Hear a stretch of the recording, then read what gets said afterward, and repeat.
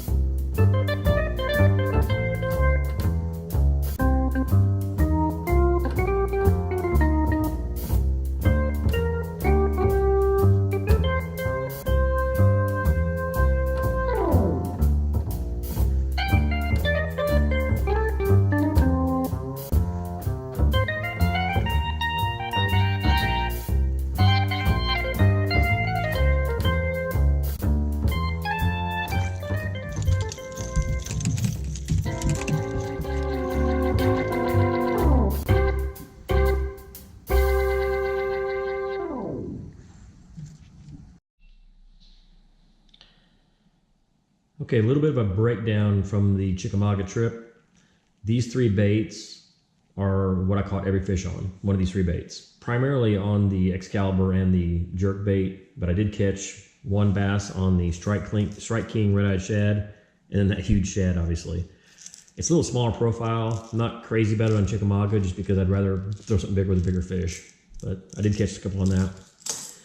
This one caught quite a few on. This is a Excalibur 1 ounce, 1 knocker.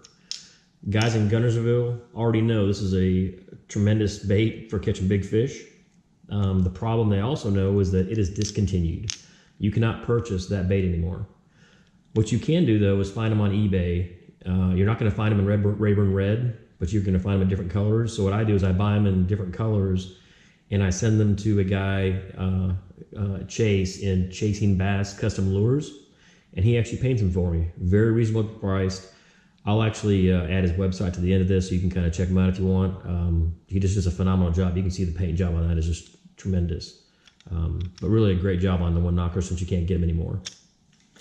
And then obviously the Megabass Vision 110. It's the 110 version, not the Plus. Shallower bill in the French Pearl. Primarily taking this around emergent grass. I say emergent, it's winter, so they shouldn't be emergent, but we've had such a mild weather winter that grass is still green in areas. So I'm kind of twitching that around those areas. And you'll see in the video, a lot of the twitches are there's a lot of gap between a twitch and the next twitch. I couldn't be very aggressive with it. I had to give it some rest time in the middle of it. As far as areas, it's Chickamauga, and obviously they are pulling current like crazy this year. So basically what I'm doing is, so anywhere there's the main river channel through the center, I'm looking for areas where they're going to be able to duck out of the current and feed. So I'm looking for little flats that are just off the current break. So the river's throwing current this way. There's going to be a little eddy created back here, across here, this little island area right here. Behind that's going to give you a break from the current. So you're just looking for things right off the main lake that are going to afford fish and protection, but then also a feeding flat. Obviously this time of year, if you find shad, that's going to be a good thing. But it's primarily getting out of the current, letting those fish have an area to rest. They're not all the way in the backs of creeks yet. That movement's going to start here pretty soon. But the mouths of the creeks and these little cuts off the main lake is basically what I was looking at. So that's basically, I'm sure there's a ton of ways you could have caught them, but that's how I caught them. So all I can say is, you can't catch a big one if you're not in the water. So get out there and get your giant.